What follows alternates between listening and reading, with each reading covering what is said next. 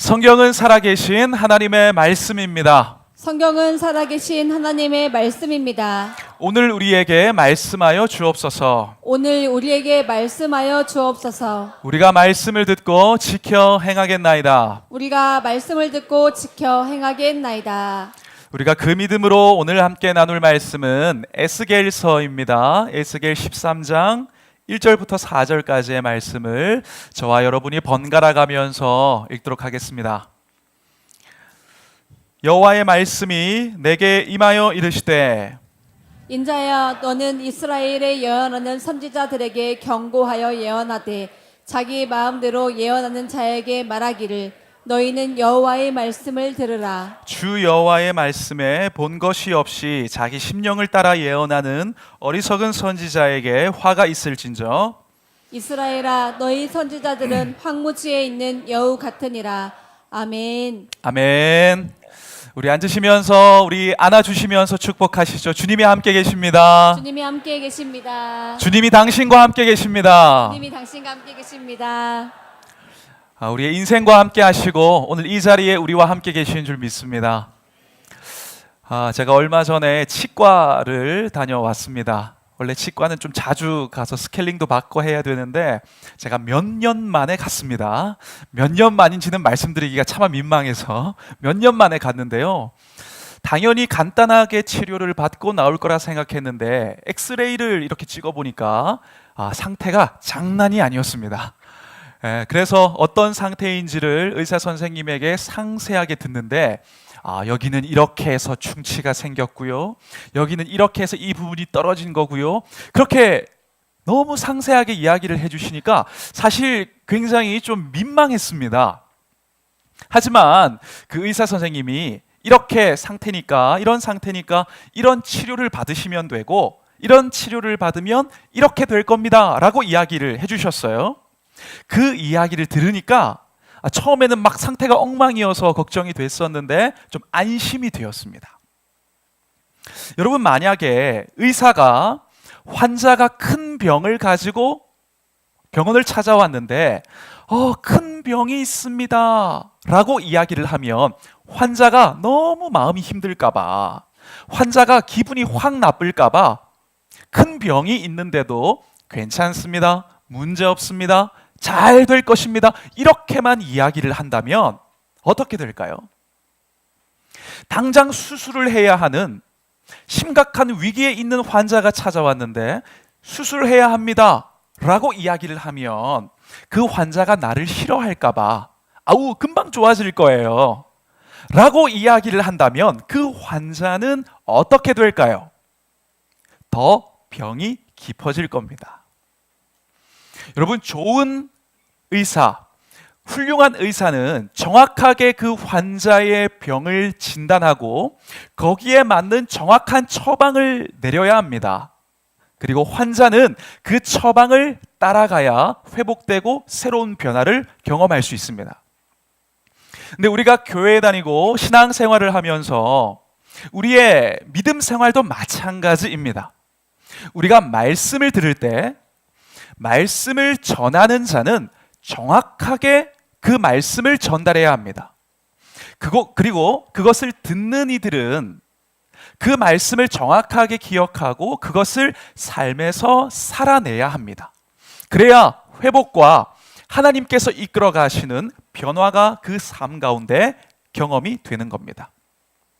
근데 오늘 성경의 본문을 보면 하나님의 말씀을 정확하게 전하지 않고 자기 마음대로 하고 싶은 대로 본인이 원하는 대로 하나님이 말씀하지도 않았는데 그냥 자기가 하고 싶은 이야기들을 막 했던 그런 선지자들, 가짜 선지자들, 거짓 선지자들이 오늘 본문에 등장합니다.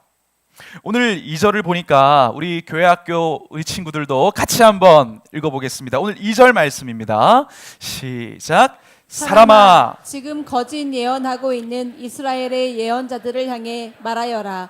자기들 마음대로 예언하는 자들에게 말하여라.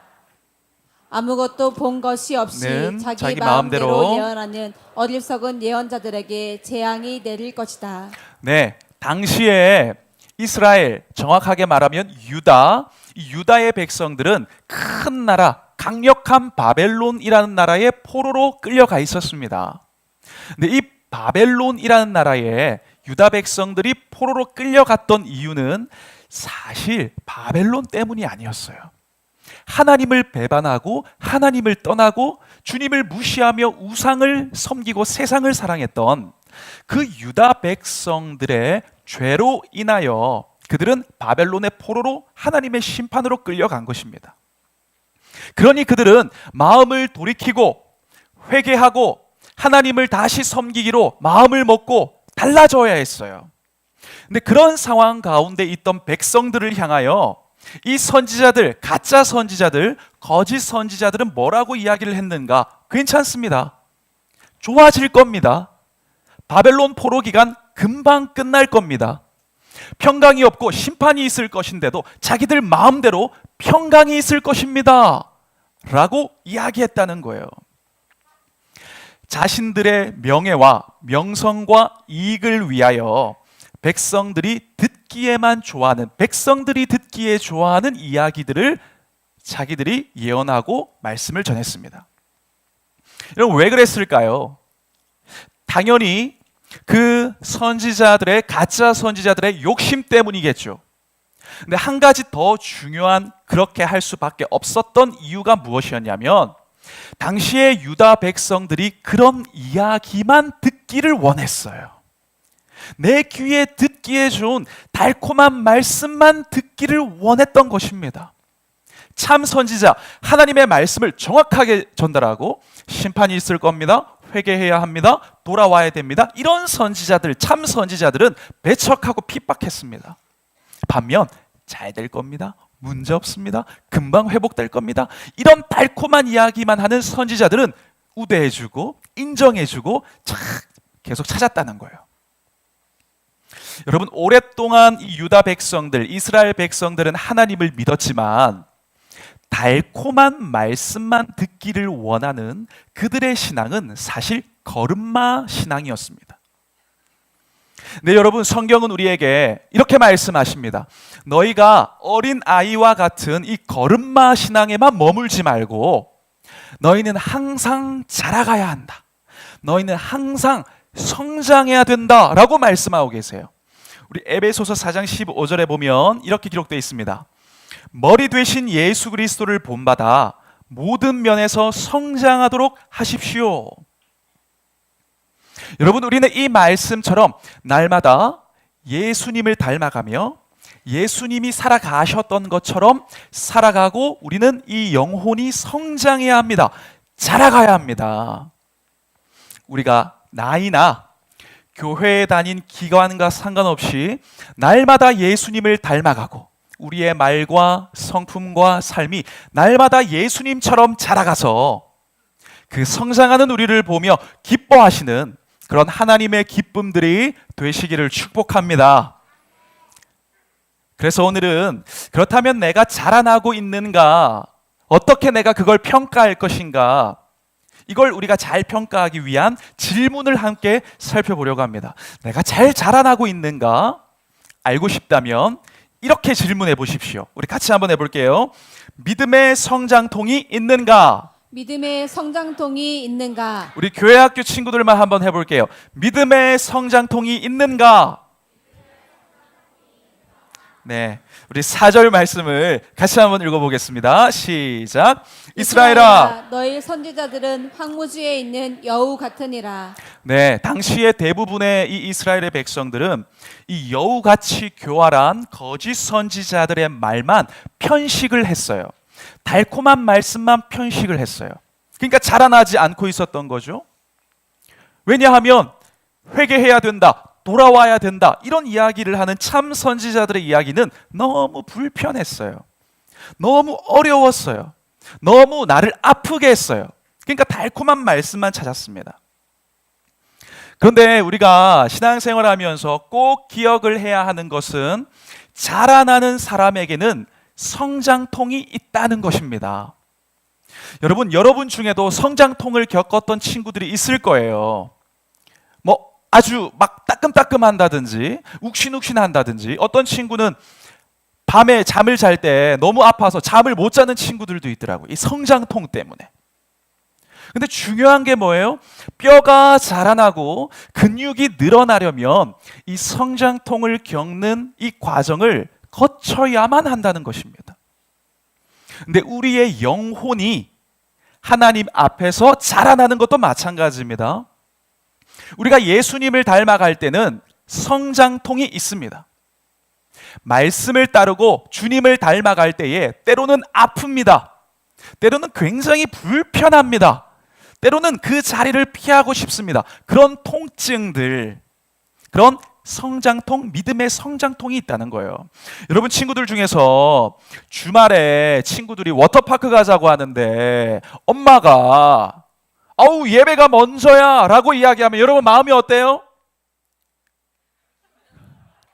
기분 너무 좋아요. 그렇지, 예배가 먼저지. 이런 훌륭한 친구들이 대부분일 텐데, 어떤 친구들은 마음이 불편할 수도 있어요.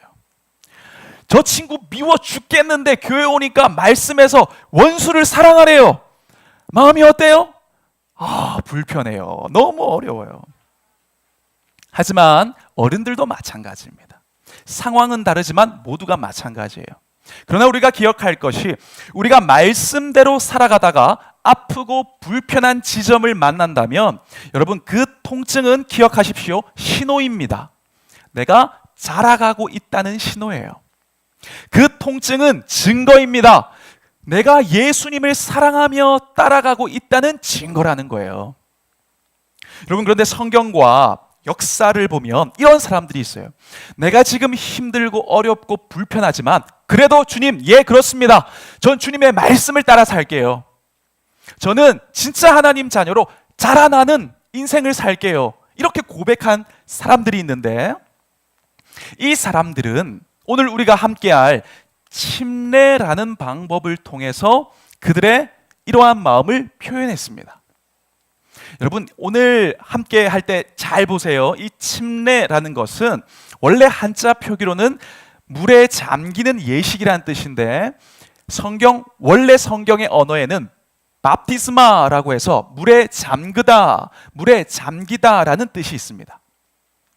여러분, 이 침례는 나의 마음, 하나님을 향한 나의 이 마음과 사랑을 온몸으로 표현하는 신앙의 고백이에요. 나중에 이제 침례 받을 때 아시겠지만 물 안으로 푹 들어가거든요. 물 안으로 들어가는 것은 의미합니다. 나의 죽음을 의미해요. 하나님, 내가 내 죄로 영원한 지옥에 가게 되었는데 예수님이 이 땅에 오셔서 내 죄를 대신 가지고 가시고, 그 예수님께서 십자가에서 나를 대신하여 죽으셔서 내가 지옥에 갔어야 하지만 예수님이 죽으심으로 나의 죄는 해결이 되었습니다. 그래서 나는 죄인이었으나 예수님께서 십자가에서 죽으실 때에 죄인이었던 나도 함께 죽었습니다. 과거에 나는 죽었습니다. 이걸 고백하는 것이 물 안으로 들어가는 것입니다. 로마서 6장 4절을 보니까, 그러므로 우리는 침례를 받음으로써 그리스도와 연합하여 그분과 함께 묻힌 것입니다. 땅의 무덤에 묻혀서 죽었다는 거예요. 그리고 물 안에만 있는 것이 아니라 물 위로 다시 올라오게 됩니다. 다시 올라오는 것은 다시 태어난 나를 고백하는 것입니다. 죄인이었던 내가 죽었으니 나는 이제 하나님의 자녀로 다시 살아나게 되었습니다. 죄가 없어진 나에게 하나님께서 영원한 생명을 주셨으니 나는 예수님처럼 부활할 존재가 되었습니다. 영원을 살아갈 존재가 되었으니 나는 이 짧은 인생은 이제는 나의 주님을 위해 살겠습니다. 이 고백인 거예요. 로마서 6장 5절 우리 같이 한번 읽어보겠습니다. 시작. 그리스도께서 죽으실 때 우리도 함께 죽은 사람이 되었다면 부활에 있어서도 우리는 또한 부활하신 그분과 하나가 될 것임이 분명합니다. 아멘. 믿으십니까? 이렇게 나의 죽음과 다시 살아남에 대한 감사와 감격을 온몸으로 표현하는 것이 침례이고, 하나님 앞에서, 성도 앞에서 고백하는 고백이 이 침례입니다. 그래서 이 침례식은 감격이 있는 축제와 같은 시간이고 기쁨이 있는 자리입니다. 여러분, 아기가 태어났을 때 숨기지 않잖아요. 데리고 와서 온 마을이 기뻐하고 즐거워합니다. 침례도 마찬가지로 우리가 다시 태어나 새로운 존재가 되었다는 그걸 기념하는 시간이기 때문에 모든 성도가 함께 즐거워하고 축복합니다. 이 축제를 슬퍼하는 존재는 오직 사탄밖에 없습니다. 여러분, 예수님께서는 죄로 인하여 지옥에 가 죽을 수밖에 없는 우리를 그냥 보실 수가 없어서 하늘의 보좌와 영광을 다 버리고 이 땅에 오셨습니다. 우리 죄를 대신 지시고 십자가에 대신 죽으셨습니다. 그리고 중요한 것은 그 주님은 3일 만에 부활하셨습니다. 왜 부활하셨는가? 죽음을 이기는 생명이 있다는 것을 보라는 거예요. 가장 강력한 권세인 죽음을 이기는 생명이 있다.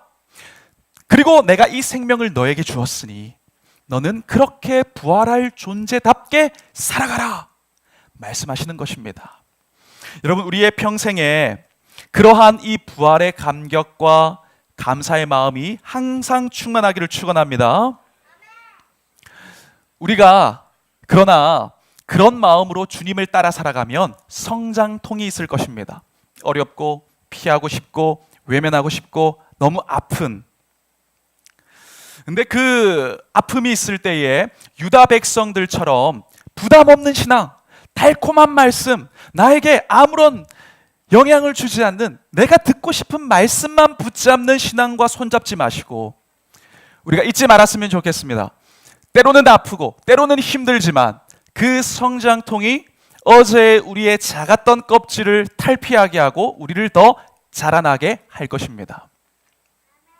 사실 초대교회 시절에 처음 교회가 생겼을 때에 침례를 받는다는 것은 목숨을 걸어야 하는 일이었어요.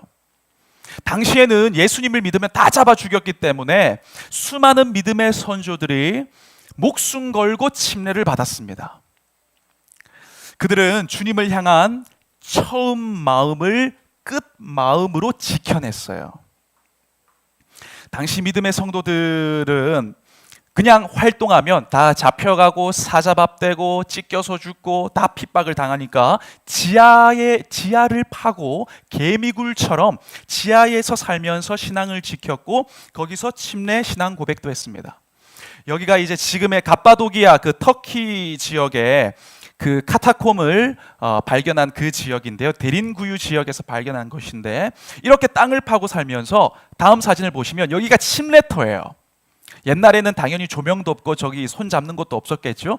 저기서 침례를 받으며 신앙생활을 했는데 이러한 곳에서 발견된 그때 당시 성도들의 낙서, 그 성도들의 흔적이 무엇이냐면 바로 이 물고기 그림입니다. 물고기는 당시에 익투스라는 단어였는데 이 익투스라는 단어는 5가지의 단어의 앞글자, 알파벳만 따서 5개를 합친 게 익투스예요. 이게 물고기라는 단어가 되는 것입니다. 이 5개의 단어가 무엇인가? 예수, 크리스토스, 데오스, 휘오스, 소테르. 예수 그리스도는 나의 구원자이시고 하나님의 아들이십니다. 이 고백인 거예요. 여러분, 그 지하에서도 이 믿음의 고백을 지켰던 이 믿음, 담대한 믿음이 오늘날 우리의 믿음이 되기를 또한 축복합니다. 우리 같이 한번 해볼까요? 예수 그리스도는 하나님의 아들이시고 나의 구원자이십니다. 할렐루야. 오늘 침례식이 이제 진행이 될 것인데 우리에게 이러한 감격이 다시 회복되고 살아나기를 축원합니다. 그 마음으로 살아가며 흘린 모든 땀과 눈물은 하나님 마음에 담겨 영원히 별처럼 빛나게 될 줄 믿습니다. 여러분의 처음 마음이 끝 마음 되시기를 축복합니다. 기도하겠습니다.